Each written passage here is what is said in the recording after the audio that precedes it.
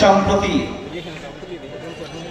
শুভেন্দু সরকার পশ্চিমবঙ্গে সরকার গঠনের পরে নতুন করে সীমান্তে পুশ ইন শুরু করেছে।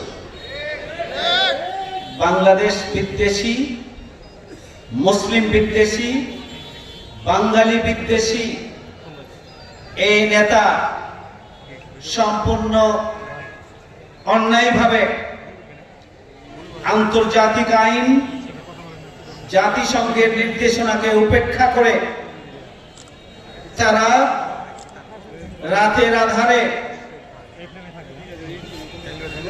পুশ ইন করছে নিরীহ জনগণকে।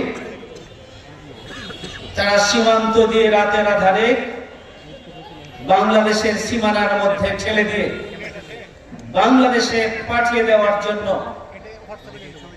একটা আবু জার গিফারি উপস্থিত 11 দলীয় জোটের সম্মানিত শ্রদ্ধেয় জেলা নেতৃবৃন্দ, স্থানীয় নেতৃবৃন্দ, সুধীমণ্ডলী, সংগ্রামী ছাত্র জনতা, আসসালামু আলাইকুম।